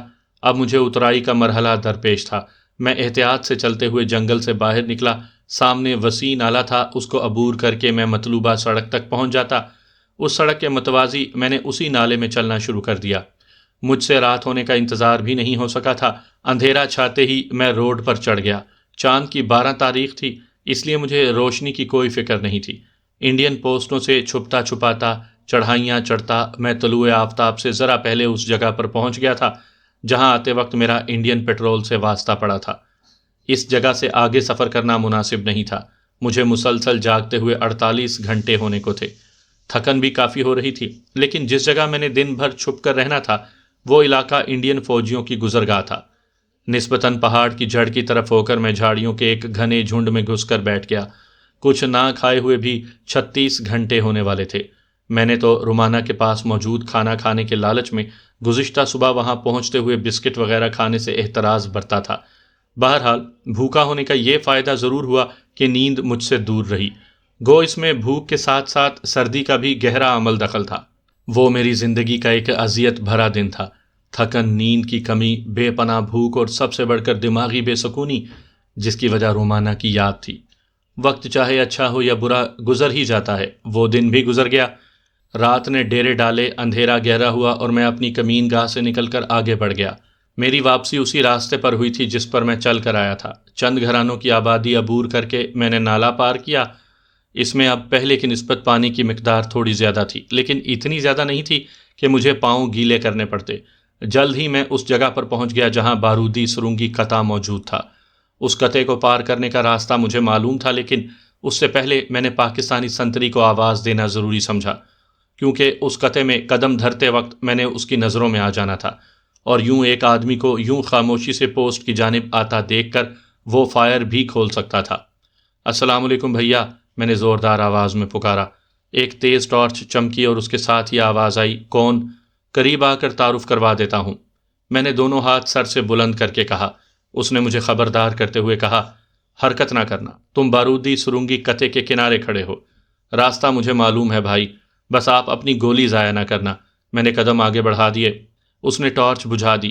چاند کی روشنی ہی اتنی تیز تھی کہ ٹارچ جلانے کی کوئی خاص ضرورت نہیں تھی۔ بارودی سرنگی قطع پار کر کے میں اس کی جانب بڑھ گیا۔ میں اس سے 10 گز دور ہوں گا کہ اس نے مجھے رکنے کو کہا۔ اس کے ساتھ ہی اس نے ٹارچ کی روشنی میرے چہرے پر ڈالی۔ ارے آپ! اس کے منہ سے تحیر آمیز آواز برآمد ہوئی، آ جائیں۔ ٹارچ بجھا کر وہ خود بھی میری جانب بڑھا۔ کریم؟ کون ہے یہ؟ مورچے کی طرف سے ایک بھاری آواز سنائی دی۔ یقیناً وہاں ایک اور آدمی موجود تھا۔ استاد جی، یہ وہی ہے جسے ہم شہید سمجھے ہوئے تھے۔ کریم قریب آ کر مجھ سے لپٹ گیا۔ اس کا استاد بھی مورچے سے باہر آ گیا۔ کیا حال ہے بھائی جان؟ کریم کے بعد اس نے بھی مجھ سے معانقہ کرتے ہوئے پوچھا۔ اللہ پاک کا کرم ہے جی، میں اطمینان بھرے انداز میں مسکرایا۔ اس نے اسی وقت فیلڈ ٹیلی فون پر پوسٹ کے سینئر کو میرے پہنچنے کی خبر سنائی۔ اگلے 5 منٹ میں وہ سینئر وہیں تھا۔ وہ میجر مزمل تھا۔ جس دن میں گیا تھا اس دن بھی وہ اسی پوسٹ پر موجود تھا۔ استاد نے ایڑیاں جوڑ کر اسے سلوٹ کیا۔ میں نے بھی اپنی ایڑیاں جوڑ لی تھیں۔ ذیشان، صحیح نام لیا نا؟ میجر صاحب نے آگے بڑھ کر مجھے چھاتی سے لگا لیا۔ اس کے چہرے سے حویدہ خوشی کے اثرات مجھے یہ باور کروانے کے لیے کافی تھے کہ پاک آرمی ایک خاندان کی مانند ہے اور کسی ایک کی کامیابی کو تمام اپنی کامیابی سمجھتے ہیں۔ اس میں آفیسرز اور نچلے رینک کی کوئی تخصیص نہیں ہے۔ جی سر، میرا نام ذیشان ہی ہے۔ یار ہم تو اس دن ڈر ہی گئے تھے۔ میرے کندھے پر بے تکلفانہ انداز میں ہاتھ رکھ کر وہ مجھے پوسٹ کی سمت لے جانے لگا۔ ویسے ہوا کیا تھا؟ لمبی کہانی ہے سر، اور مجھے مسلسل جاگتے ہوئے 60 گھنٹے ہونے والے ہیں۔ میرا خیال ہے سونے سے پہلے آپ کھانا کھانا ضرور پسند کریں گے۔ جی سر، میں نے اس بات میں سر ہلا دیا۔ اس نے ایک حوالدار کو بلا کر میرے لیے تازہ کھانا تیار کرنے کا حکم دیا اور ساتھ میرے سونے کے لیے جگہ تیار کرنے کا بھی بتا دیا گیا۔ حوالدار مجھے ساتھ لے کر اپنے کمرے میں آ گیا۔ برفانی علاقوں میں ٹن پیک سالن ملتا ہے۔ कुक ने उठकर फौरी तौर पर मेरे लिए चिकन का सालन गर्म किया और जल्दी जल्दी रोटियां बनाकर मेरे सामने धर दीं। थोड़ी देर बाद खूब सैर होकर खाना खाने के बाद मैं स्नो के स्लीपिंग बैग में गुम हो गया था। ख्वाबों की दुनिया में रोमा मेरा इंतज़ार कर रही थी। यूनिट वापसी पर कमांडिंग ऑफिसर ने मुझे खसूसी शाबाश दी। मेरे मिशन के कामयाब होने की खबर वो टीवी पर देख चुका था। वैसे 900 मीटर के फासले से माथे पर गोली मारना अच्छी कारकर्दगी है। कमांडिंग ऑफिसर के चेहरे पर मुझे खुशी छलकती दिखाई दी। शुक्रिया सर, वो हंसा। अब तुम यकीनन महीना छुट्टी मांगोगे? नहीं सर, मैंने नफ़ी में सर हिलाया। 10 दिन काफ़ी हैं। हा हा, उसने खुशदिली से कहा लगाया। तुम्हारा कंपनी ऑफिसर महीना छुट्टी की इजाज़त ले चुका है बरखुरदार। फिर तो मजबूरी है सर। मैंने 10 दिन पर इसरार करना मुनासिब नहीं समझा था। यूं भी फ़ौजी आदमी के लिए छुट्टी का हसूल सबसे बड़ी खुशखबरी होती है, और सीनियर की जानिब से ऑफ़र की हुई छुट्टी को ठोकर मारने का मतलब खुद को ख्वामखा फजूल सवालात के हवाले करना था, और मैं नहीं चाहता था कि मेरी ज़ात ज़ेर बहस लाई जाए। अलबत्ता क्लर्क के पास मैं बाज़ाब्ता तौर पर तलाकनामा जमा करवा चुका था। मैं नहीं चाहता था कि किसी भी हादसे का शिकार होने के बाद मेरे लवाहिकीन को मिलने वाली सारी रकम माहीन के पास चली जाती। हर फौजी की कानूनी वारिस उसकी बीवी होती है। कोशिश करो इसी महीने में नई दुल्हन ढूंढ लो, उसने मायनी खेज अंदाज में कहा। यकीनन मेरा तलाकनामा उसके सामने भी पेश हुआ था और उसे मालूम था कि मैं बीवी को तलाक दे चुका हूँ, लेकिन इस बारे उसने कुछ पूछने की ज़रूरत महसूस नहीं की थी। पहले वाली से मुश्किल से जान छुड़ाई है सर, मैंने मज़ाहिया अंदाज में कहा। सही कहा, उसने इस बात में सर हिलाते हुए मुझे जाने का इशारा किया और मैं सलूट करके वहाँ से बाहर निकल आया। 2 दिन घर गुजार कर मैं तीसरे दिन अब्बू जान से इजाज़त लेकर उस्ताद उमर दराज को मिलने चल पड़ा। मुझे देखकर उस्ताद उमर दराज खुश हो गए थे। मैंने उन्हें आखिरी मिशन की तफसीलात वगैरह बतलाईं। वो मुझसे हदफ का फासला, हवा की रफ्तार, सूरज की सिमत और इसी तरह की दूसरी तफसीलात बड़ी बारीक बीनी से मालूम करने लगे। यकीनन उन्हें स्नाइपिंग का जुनून था और इस तरह की कार्रवाई से वो बहुत लुत्फ़अंदोज़ होते थे। ज़ीशान बेटा, बिलाशुबा तुम्हारा निशाना अब मुझसे बेहतर हो गया है, मेरी बात के इख्तिताम पर उन्होंने तारीफ़ी लहजे में कहा। मैं तंज़िया अंदाज में हंसा। ये खुशफहमी तो कभी कभी मुझे भी हो जाती है। ये हकीकत है बेटा, उसने आगे बढ़कर मेरी पीठ थपकी। 60-70 साल के बूढ़े से मुकाबला करना भी तो ज़्यादती है न सर। मैं अपनी जवानी की बात कर रहा हूँ मियाँ, मैंने मुंह बनाते हुए कहा। यह मुबालगा आराई कुछ कम नहीं हो सकती? इसमें मुबालगा आराई कहाँ से आ गई? उसने हैरानी से पूछा। वैसे मैं चिकन के बजाय मूंग की दाल खाना पसंद करूँगा, मैंने मौजू तब्दील करना मुनासिब समझा था, और मेरी बात पर उस्ताद उमर दराज शफकत भरे अंदाज में मुस्कुरा पड़े थे। अगले 2-3 दिन मैंने उन्हीं के साथ पश्तो सीखते गुजारे। इसके अलावा हम निशानेबाजी और मुख्तलिफ स्नाइपर राइफ़ल्स के बारे भी गुफ्तगू करते रहते थे। जदीद राइफ़ल्स के बारे मेरा इल्म काफ़ी वसी था। उस्ताद उमर दराज उन राइफ़ल्स के बारे जानने में बहुत दिलचस्पी रखते थे। वहाँ से वापसी पर फिर वही ख्वाबगाह और तल्ख यादें। अब तो माहीन मुझे भूल ही चुकी थी। उसकी जगह लेने के लिए रोमा जो मौजूद थी, वो भोली भाली कश्मीरी चरवाहन मुझे बहुत अच्छी लगने लगी थी, लेकिन उसने मेरे साथ बहुत गलत सलूक किया था। अगर उसने पहली मुलाकात में अपने शादीशुदा होने की बात बता दी होती तो मैं कभी भी उसे दिल में जगह न देता, लेकिन उसने मुझे धोखा दिया, और वो राज खोला भी तो उस वक्त जब मैं उससे शादी करने का तहैया कर चुका था। उसके आखिरी अल्फाज हर वक्त मेरे कानों में गूंजते रहे। अजनबी, मैं मर जाऊंगी, यूं खफा होकर ना जाओ, लौट आने का वादा करके जाओ, मैं उससे तलाक ले लूँगी। तलाक ले लूँगी, मैंने तंजिया अंदाज में हंकारा भरा। तलाक लेना थी तो शादी क्यों की थी? वो सिसकी, क्योंकि मुझे पहले तुम नहीं मिले थे। अगर इतना यूसुफ सानी होता तो माहीन मेरे साथ यूं ना करती। मैंने तल्ख होते हुए सोचा और कमरे से बाहर निकल आया। सहन में अबू जान चारपाई डाले फूफो जान से बातें कर रहे थे। वो चूल्हे के साथ लकड़ी की चौकी पर बैठी गालिबन चाय बना रही थी। मैं भी दूसरी चारपाई पर बैठकर उनकी बातें सुनने लगा। कोई नई ताज़ी सुनाओ बरखुरदार। मेरे बैठते ही अबू जान मेरी तरफ मुतवज्जा हो गए। मेरे पास तो वही घिसी पिटी फौजी बातें ही होंगी अबू जान। वैसे मलिक शाहजहाँ की बेटी ने 12 जमातें पढ़ ली हैं, तो क्या ख्याल है? अबू जान ने मुस्कुराते हुए पूछा। ख्याल तो ठीक है, लेकिन शायद वो इनकार कर दे। मैंने उनकी तरफ जवाबी मुस्कुराहट उछाली। इनकार वो क्यों करेगी? अबू जान एकदम उठ बैठे। मैंने कहा लगाया, 60-65 साल के बूढ़े के लिए वो कैसे अपनी 20-22 साल की बेटी का रिश्ता देगा? धत तेरे की। अबू जान हंसे।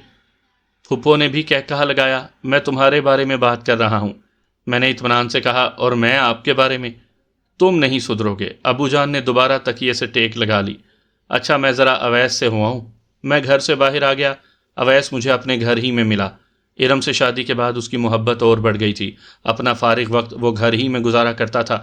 میں دل ہی دل میں دعا کرتا رہتا کہ ان کی محبت کو کسی کی نظر نہ لگے۔ ان کی بیٹھک میں بیٹھ کر ہم کافی دیر گپ شپ کرتے رہے۔ اس دوران اس کی بیوی وہیں چائے بنا کر لے آئی تھی۔ وہ مجھ سے پردہ نہیں کرتی تھی۔ السلام علیکم ذیشان بھائی۔ وعلیکم السلام، میری چھوٹی بہن کیسی ہے؟ میں نے خوش دلی سے اس کا جواب دیا۔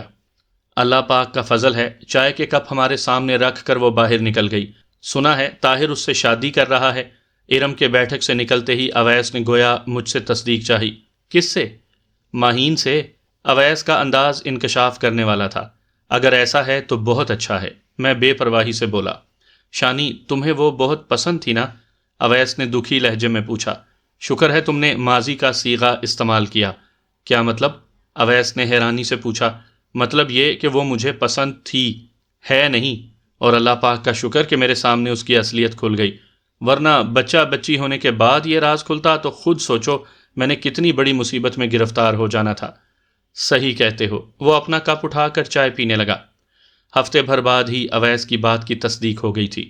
ماہین کے باپ حشمت چاچا نے ہمارے گھر آ کر مجھ سے اجازت مانگی تھی۔ بیٹا، اگر تمہیں برا نہ لگے تو طاہر کے گھر والے ماہین کا رشتہ مانگ رہے ہیں۔ حشمت چچا، میرا آپ کی بیٹی سے کیا واسطہ؟ اور پھر جو کچھ ان دونوں کے درمیان تعلق رہ چکا ہے، اس کے بعد ان کی شادی کرنا بہت ضروری ہو جاتا ہے۔ بیٹا، میں آپ سے بہت شرمندہ ہوں۔ چچا حشمت کے لہجے میں ندامت تھی۔ چچا جان، آپ کا شرمندہ ہونا تب بنتا تھا جب وہ شادی سے پہلے ایسی کوئی حرکت کرتی۔ شادی کے بعد مرد و عورت اپنے عمل کے خود جواب دہ ہوتے ہیں۔ آپ میرے بڑے ہیں اور خدا را یوں ندامت ظاہر کر کے مجھے شرمندہ نہ کیا کریں۔ جیتے رہو بیٹا۔ چچا حشمت میرے سر پر ہاتھ پھیر کر واپس لوٹ گئے۔ مہینہ گزار کر میں نے یونٹ کی راہ لی۔ راؤ تصور صاحب اور حوالدار فیاض واپس آ گئے تھے۔ وہ دونوں وزیرستان میں بطور انسٹرکٹرز گئے تھے۔ البتہ سردار خان، اسد خٹک وغیرہ جو سنائپنگ کے لیے گئے تھے، ان کی واپسی کا کوئی پتہ نہیں تھا۔ مجھے چھٹی سے واپس آئے ہفتہ ہونے کو تھا کہ ایک دن شام کے وقت مجھے حکم ملا کہ صبح میں نے پشتو زبان سیکھنے کی کلاس میں شامل ہونا ہے۔ مجھے حیرانی تو کافی ہوئی، مگر فوج کی زندگی میں اس سے بھی کئی گنا عجیب احکامات ملتے رہتے ہیں۔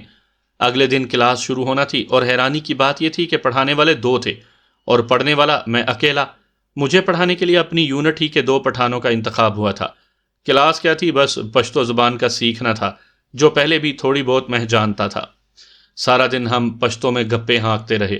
اس دوران مجھے جس لفظ کی سمجھ نہ آتی میں ان دونوں سے پوچھ لیتا۔ یوں بھی مجھے پشتو کی گرامر نہیں سیکھنا تھی۔ اسی دن رات کو 8 بجے مجھے unit second in command major Waseem کے دفتر حاضر ہونے کا حکم ملا۔ اس کے اردلی کو کہہ کر میں نے اندر جانے کی اجازت مانگی اور وہ میرا ہی منتظر تھا۔ آؤ ذیشان، بیٹھو۔ اس نے سامنے پڑی کرسی کی جانب اشارہ کیا۔ میں مؤدبانہ انداز میں کرسی پر بیٹھ گیا۔ آج پشتو زبان سیکھنے کی کلاس اٹینڈ کی تھی۔ اپنی گھومنے والی کرسی سے ٹیک لگا کر اس نے تمہید باندھی۔ جی سر۔ تم یہ بھی جانتے ہوگے کہ تمہارے کچھ دوست وزیرستان میں پاک آرمی کے مختلف کانوائیوں کے ساتھ چل رہے ہیں؟ جی سر، میں نے لگا بندہ جواب دہرایا۔ تازہ ترین اطلاعات کے مطابق وہ اپنے کام کو کچھ خاص بہتر طریقے سے انجام نہیں دے پا رہے، اور اس کی وجہ ظاہر ہے گاڑی پر بیٹھ کر پہلے سے چھپے ہوئے دشمن کے سنائپرز کا مقابلہ کرنا اتنا آسان نہیں ہوتا، اور یہ بات ہائی کمانڈ کی نظر سے بھی اوجھل نہیں ہے۔ تم جانتے ہوگے کہ وزیرستان میں اپنی فوج قلعہ بند ہے۔ حرکت کرتے وقت یا کسی علاقے کی تلاشی لینے کے علاوہ کسی کو کیمپ سے باہر رہنے کی اجازت نہیں ہوتی، جبکہ دہشت گرد اطمینان سے دندناتے پھر رہے ہیں، اور ان کا مقابلہ کرنے کے لیے ہمارے سنائپرز کو بھی کیمپ سے باہر جانا ہوگا۔ طالبان کے کئی دھڑے ہیں، لیکن انہیں ہم بنیادی طور پر 2 بڑے گروپوں میں بانٹ سکتے ہیں۔ پہلا گروپ اصل طالبان یا مجاہدین ہیں، اور وہ امریکہ کے خلاف افغانستان میں برسر پیکار ہیں۔ دوسرا گروپ جو کئی گروپوں کا مجموعہ ہے، اس میں مقامی لوگ ہیں جو ایجنسیوں سے پیسے لے کر پاک آرمی پر حملے کرتے ہیں۔ باہر کی کئی ایجنسیاں جیسے را، موساد، فری میسن اور KGB وغیرہ کے تربیت یافتہ دہشت گرد ہیں۔ کچھ اپنے پنجاب کے علاقے سے خریدے گئے دہشت گرد ہیں۔ یہ سب ایک پلیٹ فارم پر اکٹھے نہیں ہیں، لیکن ان کے کام تقریباً ایک سے ہیں۔ پاک آرمی پر چھپ کر حملے کرنا، سنائپنگ کرنا، آرمی کے قافلوں کے راستے پر IDs وغیرہ لگانا اور ملک بھر میں دہشت گردی کی کارروائیاں کرنا۔ وہ ایک لمحے کے لیے سانس لینے کو رکا اور پھر اس کی بات جاری رہی۔ سردار خان، اسد خٹک، بشیر حیدر، عصمت اللہ جان اور سہیل مروت کو جلد ہی کیمپ سے باہر رہنے کے احکام مل جائیں گے۔ یوں بھی وہ پانچوں پختون ہیں، اس لیے انہیں پشتو کی کلاس کی ضرورت ہی نہیں۔ ان سے سروس کارڈ وغیرہ بھی جمع ہو جائیں گے اور وہ مکمل طور پر سول کی طرح کام کریں گے۔ طریقہ وہی ہوگا جو سنائپرز کا خاصا ہوتا ہے۔ وہ جوڑیوں یعنی بڑی سسٹم میں کام کریں گے۔ میر علی، بکا خیل، میرن شاہ، دتا خیل، غرلامے اور اس سے ملحقہ علاقے ان کے دائرۂ کار میں آئیں گے۔ تمہیں 1 مہینے کے بعد وانا، شکئی، شوال وادی اور انگور اڈے کی طرف جانا پڑے گا۔ وہاں پر فوجی قافلوں پر بہت زیادہ حملے ہو رہے ہیں اور اس طرف آپریشن کی تقریباً شروعات ہے۔ اب تم یہ بھی سوچو گے کہ تمہیں پشتو سکھانے کی کیا ضرورت آن پڑی، جبکہ وہاں دوسری زبانوں کے جاننے والے بھی موجود ہیں۔ اس نے جو نکتہ اٹھایا تھا وہی بات میرے دماغ میں پیدا ہوئی تھی۔ چونکہ وہ خود ہی اس سوال کا جواب دینے والا تھا، اس لیے میں خاموشی سے اس کی سنتا رہا۔ اصل میں کمانڈنگ آفیسر نہیں چاہتا کہ تم پشتو نہ جاننے کی وجہ سے مار کھا جاؤ اور کوئی آدمی تمہارے سامنے ہی تمہارے خلاف منصوبہ بندی کرتا رہے اور تمہیں معلوم ہی نہ ہو۔ تم پر وہ بہت زیادہ انحصار کر رہے ہیں، تمہیں وہاں کافی عرصہ گزارنا پڑے گا۔ کچھ اور ضروری باتیں بھی ہیں جو تمہیں بعد میں بتائی جائیں گی۔ فی الحال ان 5 میں سے تم اپنی پسند کا ایک ساتھی چن لو، اسے کل ہی واپس بلا لیا جائے گا، بلکہ میرا خیال ہے سردار ہی کو بلوا لو۔ آخری فقرہ انہوں نے مسکرا کر کہا تھا۔ جی سر، میں نے اس بات میں سر ہلا دیا۔ کوئی سوال؟ اس نے گویا اپنی بات ختم کرنے کا اعلان کیا۔ سوال جواب کے لیے مہینہ پڑا ہے سر، 29 دن۔ اس نے میری تصحیح کرتے ہوئے مجھے جانے کا اشارہ کیا اور میں السلام علیکم سر کہتے ہوئے باہر نکل آیا۔ 2 دن بعد سردار واپس آ گیا تھا۔ اسے ابھی تک یہ بات معلوم نہیں تھی کہ اسے کیوں واپس بلایا گیا تھا۔ یار، اسد خٹک اور سہیل مروت پارٹی مجھ سے اچھے سنائپر تو نہیں ہیں۔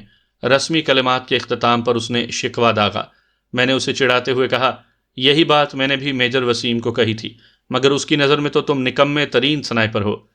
یہ تو خیر جھوٹ ہے، لیکن مجھے واپس نہیں بلانا چاہیے تھا۔ اچھا یار، اب تو واپس آ گئے ہو، چھوڑو اس قصے کو۔ سنا ہے تم دوبارہ سرحد پار گئے تھے؟ ہاں گیا تو تھا، میں نے اس بات میں سر ہلایا۔ تو کیا رہا؟ اس نے اشتیاق سے پوچھا۔ میں نے منہ بنایا، اگر تمہارے سامنے زندہ موجود ہوں تو یقیناً کامیاب ہی لوٹا ہوں گا۔ مکالمے بازی نہیں چلے گی محترم، پوری کہانی پھوٹو۔ اور میں نے ہنستے ہوئے اجمالاً ساری کہانی سنا دی۔ سردار کے ساتھ میرے تعلقات اس نوعیت کے تھے کہ میں نے روما کا بھی سرسری سا ذکر کر دیا تھا۔ باقی سب تو ٹھیک ہے، یہ کشمیری چرواہن والی بات ذرا پھر سے دہراؤ اور اس میں جو باتیں حذف کی ہیں اب کی بار وہ بھی شامل کرنا۔ میں چڑھ کر بولا، بکواس نہ کرو یار۔ اچھا، اس کا نام تھا رومانا، ویسے دکھنے میں کیسی تھی؟ کیا کیپٹن جینیفر سے خوبصورت تھی؟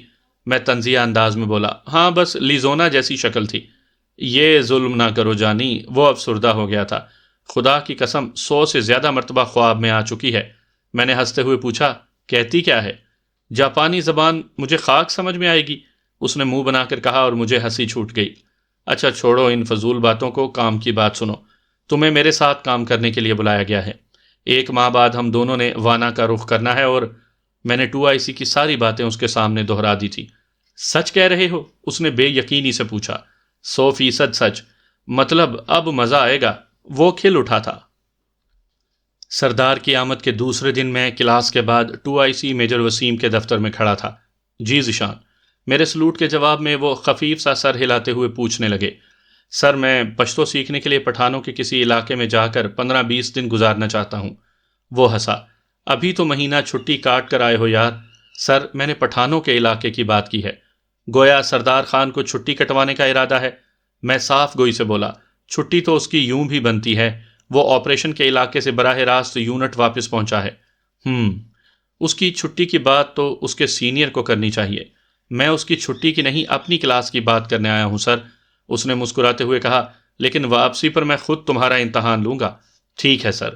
میں نے اس بات میں سر ہلا کر الوداعی سلوٹ کیا اور اس کے دفتر سے باہر نکل آیا۔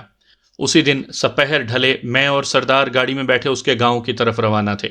اس کا تعلق مردان سے ہے اور ایک رات اس کے پاس گزار کر اگلے دن میں سوابی چلا گیا۔ گو سردار نے مجھے روکنے کی بہت کوشش کی، لیکن میں نے سختی سے انکار کر دیا، کیونکہ میں جانتا تھا کہ میری وجہ سے وہ اپنے بچوں کو صحیح وقت نہ دے پاتا۔ وہاں سے میں سیدھا استاد عمر دراز کے پاس پہنچا۔ باقی کے 14 دن میں نے استاد عمر دراز کے پاس ہی گزارے۔ وہاں قیام کے دوران مسلسل پشتو میں بات کرتا رہا۔ الحمدللہ میری یادداشت کافی تیز ہے، اور پھر استاد عمر دراز کے سکھانے کا انداز ہی کچھ ایسا تھا کہ میں ٹھیک ٹھاک پشتو بولنے لگا۔ سردار کی آمد کے اگلے دن ہم دونوں صبح سویرے استاد عمر دراز سے اجازت لے کر روانہ ہوئے۔ دوپہر کا کھانا ہم نے میرے گھر میں کھایا اور سپہر ڈھلے وہاں سے یونٹ روانہ ہو گئے۔ یونٹ پہنچنے کے تیسرے دن میجر وسیم نے ہمیں رات کے وقت کانفرنس روم میں بلایا اور بڑی تفصیل سے اس علاقے کے بارے بتانے لگا۔ جو کچھ میں بتا رہا ہوں اسے غور سے سننا اور اچھی طرح دماغ میں بٹھا لینا۔ تم دونوں جس علاقے میں جا رہے ہو، مجھے نہیں معلوم کہ اس بارے تم کتنا کچھ جانتے ہو، لیکن سینئر ہونے کے ناطے تمہیں اس علاقے کے بارے بنیادی معلومات فراہم کرنا میرا کام بنتا ہے۔ فاٹا کی دو حدود ہیں، ایک انتظامی حد جو کہ پرسکون تحصیلوں کے قبائلی علاقے سے علیحدہ کرتی ہے، اور دوسری پاک افغان سرحد جو کہ پاکستان کو افغانستان سے علیحدہ کرتی ہے۔ دونوں سرحدوں کا درمیانی علاقہ 7 ایجنسیوں باجوڑ، مہمند، خیبر، کرم اور کرزئی شمالی وزیرستان اور جنوبی وزیرستان ایجنسیز پر مشتمل ہے۔ ان سے متصل کچھ مخصوص علاقے جو کہ پشاور کے ساتھ ملحق ہیں، کوہاٹ، بنو، لکی مروت، ٹانک اور ڈیرہ اسماعیل خان ہیں۔ یہ عموماً فرنٹیئر ریجن یعنی سرحدی علاقے کے نام سے جانے جاتے ہیں۔ 7 ایجنسیاں اور FR کو فاٹا کہا جاتا ہے۔ فاٹا صوبہ سرحد کی تقریباً 20% آبادی اور 37% رقبے پر مشتمل ہے۔ ان میں سرحدی علاقوں کو چھوڑ کر باقی تمام مکمل پہاڑی علاقہ ہے۔ قبائلی علاقے اور افغانستان کے درمیان بے شمار درے ہیں۔ آپ لوگوں نے چونکہ وزیرستان میں کام کرنا ہے، اس لیے میں باقی تفصیل چھوڑ کر صرف وزیرستان کے بارے بات کروں گا۔ جیسا کہ میں پہلے بتا چکا ہوں کہ وزیرستان 2 ہیں، ایک شمالی اور دوسرا جنوبی۔ شمالی وزیرستان ایجنسی کی آبادی قریباً 2.5 لاکھ نفوس پر مشتمل ہوگی۔ اس میں وزیر اور دوار رہتے ہیں۔ ایجنسی ہیڈ کوارٹر میران شاہ میں ہے۔ ٹوچی دریا ایجنسی کو 2 حصوں میں تقسیم کرتا ہے۔ کچھ اہم جگہیں اور مواصلاتی مراکز میں میران شاہ، دتا خیل، لاؤ سنڈی، غلام خان اور رزمک ہیں۔ جنوبی وزیرستان کی آبادی قریباً 5 لاکھ ہوگی۔ ایجنسی ہیڈ کوارٹر وانا میں ہے۔ ایجنسی کا دوسرا ہیڈ کوارٹر ضلع ٹانک میں ہے۔ وہاں زیادہ تر مسعود قبائل رہتے ہیں۔ آبادی کا 3/4 حصہ محسود قبائل ہیں اور باقی وزیر قبائل ہیں۔ جنوبی وزیرستان میں محسود اور وزیر قوم کے درمیان کچھ مسئلے چل رہے ہیں، اور یاد رہے کہ وزیرستان میں 2 بڑی قومیں وزیر اور محسود کی ہیں، اور باقی چھوٹی قومیں انہی 2 قوموں کی مختلف شاخیں ہیں۔ موجودہ نظام کے مطابق سرکاری املاک، سڑکیں اور کچھ بندوبستی علاقہ چھوڑ کر باقی کا تمام علاقہ قبائلی معاشرے کے لوگ اپنے رسوم و رواج کے مطابق اس کا انتظام و انصرام سنبھالتے ہیں۔ پولیٹیکل ایجنٹ علاقے کا بیک وقت سفیر بھی ہوتا ہے اور حاکم بھی ہوتا ہے۔ یہ مجسٹریٹ بھی ہوتا ہے، پولیس کا سربراہ بھی ہوتا ہے، صحت اور تعلیم کا امیدوار بھی ہوتا ہے اور چیف انجینئر بھی۔ پولیٹیکل ایجنٹ کو تمام قبیلوں کا اعتماد لے کر چلنا ہوتا ہے اور اپنی وفاداری اور سچائی کا یقین دلانا ہوتا ہے۔ انتظامی لحاظ سے پولیٹیکل ایجنٹ کے ماتحت اسسٹنٹ پولیٹیکل ایجنٹ، تحصیلدار اور نائب تحصیلدار ہوتے ہیں۔ پولیس کی خدمات خاصہ داروں سے لی جاتی ہیں جو کہ علاقے کے ملک فراہم کرتے ہیں۔ وزیرستان میں جرگہ سسٹم رائج ہے۔ جرگے سے مراد کچھ قبائلی سرداروں کا کسی مسئلے پر غور کرنے کے لیے اکٹھا ہونا ہے۔ اسی مسائل میں چاہے کسی کے خلاف اعلان جنگ کرنا ہو یا کسی کے ساتھ امن صلح کرنا ہو، یہ قبائلی علاقوں کی قدیم روایات میں سے ایک اہم جز ہے جس میں اہم فیصلے کیے جاتے ہیں۔ معاملات چاہے ذاتی نوعیت کے ہوں یا معاشرتی ہوں، تمام کے تمام اسی کے دائرہ کار میں آتے ہیں۔ جرگے کو عدلیہ، مفکنہ اور انتظامی خود مختاری حاصل ہے، اور انہیں اختیار ہے کہ چاہے کسی کو سزا دیں یا جزا دیں۔ الغرض جرگہ ایک اہم ادارے کی حیثیت رکھتا ہے جس میں اس پر ہر علاقے میں اٹھنے والے تمام طوفانوں سے نبرد آزما ہونے کی صلاحیت ہوتی ہے۔ جرگہ ہی حکومت کے ساتھ معاملات کو حل کرنے کا ذمہ دار ہے۔ اس کے علاوہ وہاں ملکی سسٹم بھی رائج ہے کہ ہر قبیلے کا ایک روایتی سردار ہوتا ہے جو اپنے قبیلے کی نمائندگی کرتا ہے، ان کے مسائل کو حل کرتا ہے۔ اسے حکومت اور قبائلی معاشرے میں انتہائی عزت حاصل ہے۔ ان سرداروں کو ملک کہا جاتا ہے۔ ان سب کو حکومت کی طرف سے وظیفہ ملتا ہے جن کو ملکی وظیفہ کہا جاتا ہے، اور یہ موریثی نظام کے تحت اگلے وارث کو منتقل ہوتا جاتا ہے۔